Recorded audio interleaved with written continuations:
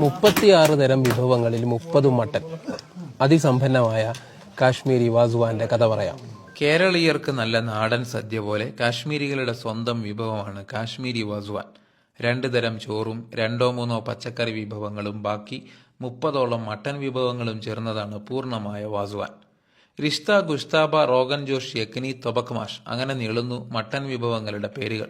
ഏറ്റവും മനോഹരമായി പരമ്പരാഗത രീതിയിൽ വാസുവാനുകൾ വിളമ്പുന്നത് പ്രധാനമായും വിവാഹ സദസ്സുകളിലാണ്. അതുമായി ബന്ധപ്പെട്ട പ്രവർത്തനങ്ങളാണ് എനിക്ക് പിറകിൽ പുരോഗമിക്കുന്നത്. ഇനിയാണ് കഥ ആരംഭിക്കുന്നത്. കുപ്വാരയിൽ എൻ്റെ ഒരു സുഹൃത്തിന്റെ വീട്ടിൽ വിവാഹത്തിൽ പങ്കെടുക്കാനെത്തിയതാണ് ഞാൻ. വരവേൽക്കുന്നത് വളരെ വ്യത്യസ്തമായ ചില കാഴ്ചകളാണ്. വാസുവാൻ പാചകം ചെയ്യുന്നതിനായി വിവാഹത്തലേന്ന് അതിരാവിലെ തന്നെ കലവറ സജീവമാകും. മട്ടൻ മാംസം അടിച്ചു പരത്തി ഉരുളകളാക്കി വേവിച്ചെടുക്കുന്നതാണ് റിഷ്ത, ഗുഷ്താബ എന്നീ 2 വിഭവങ്ങൾ. ഏറെ നേരമെടുത്താണ് മാംസം ഇതിനായി പരുവപ്പെടുത്തിയെടുക്കുന്നത്.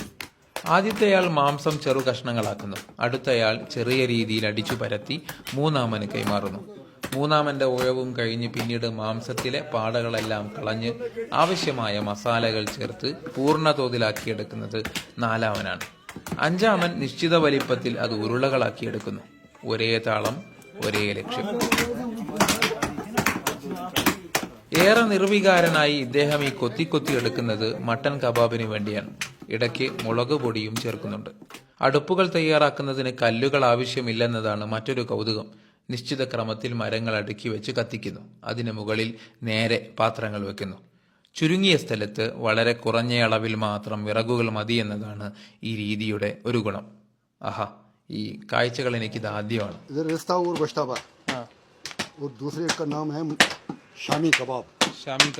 ഏകദേശം 10 പേരടങ്ങിയ സംഘമാണ് വാസുവാൻ തയ്യാറാക്കുന്നത്. പ്രധാനയാൾക്ക് വാസ എന്നാണ് വിളിപ്പേര്.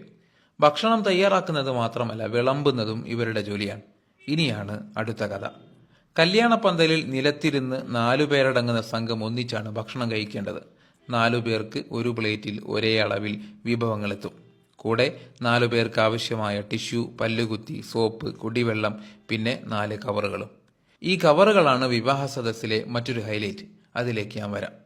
കൈകൾ കഴുകാൻ ഇരിക്കുന്നിടത്തേക്ക് വെള്ളമെത്തും. ഈ പാത്രങ്ങൾക്ക് താഷ്തിനാർ എന്നാണ് പേര്. ഇനി നമുക്ക് കഴിച്ചു തുടങ്ങാം. ഇപ്പോൾ വിളമ്പിയത് വളരെ കുറഞ്ഞ വിഭവങ്ങൾ മാത്രമാണ്. ബാക്കി വിഭവങ്ങൾ ഘട്ടം ഘട്ടമായാണ് തളികയിലേക്ക് എത്തുക. ഇതാ വന്നു. ഇതാണ് റിഷ്ത. 4 പേർക്ക് ആവശ്യമായ സാലൻ 4 ഭാഗത്തേക്ക് ഒഴിക്കും. ശേഷം റിഷ്തയും. അടുത്ത വിഭവമെത്തി. ഇതാണ് തൊബക്മാഷ്. ശേഷം സാഗു വന്നു, കബാബ് വന്നു, ഗുഷ്താബയും വന്നു. കൂടെ ഒരു പ്ലാസ്റ്റിക് കത്തിയും. ഗുഷ്താബ പക്ഷേ ഒന്നേയുള്ളൂ. ഇനി ഇത് 4 പേർക്ക് തുല്യ അളവിൽ വീതിക്കാൻ ഒരാൾ മുൻകൈയെടുക്കണം. അതാണ് രീതി. വിളമ്പുന്നതെല്ലാം കഴിക്കാനുള്ളതല്ല, കഴിക്കാൻ സാധിക്കുകയുമില്ല. പകരം നേരത്തെ തന്ന കവറിലേക്ക് ആവശ്യാനുസരണം മാറ്റിവെക്കാം. അത് നമ്മുടെ വീട്ടിലേക്കുള്ളതാണ്.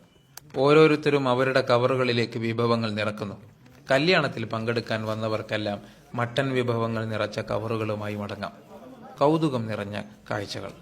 ഭക്ഷണശേഷം കൈകൾ കഴുകാൻ ഇരിക്കുന്നിടത്തേക്ക് തന്നെ വീണ്ടും താഷ്തിനാറത്തും. എന്തുമാത്രം വ്യത്യസ്തതകളാണ് നമ്മുടെ ഈ രാജ്യത്തുള്ളത് എന്നാണ് ഈ കാഴ്ചകൾ ഇങ്ങനെ കണ്ടു നിൽക്കുമ്പോൾ ഞാൻ ആലോചിച്ചത്. ആഹാ, ഗംഭീരം. ഇതിലെ സാർ, ഒരുപാട് കാലത്ത് ആഗ്രഹമായിരുന്നു ഒരു കശ്മീരി കല്യാണത്തിന് പങ്കെടുക്കണത്. അത് ഏതായാലും സാധിച്ചു. സംഗതി എങ്ങനെ ഉണ്ടായിരുന്നു?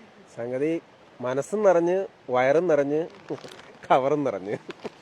എത്ര മനോഹരമായ ആചാരങ്ങൾ. വീണ്ടും കാണാം.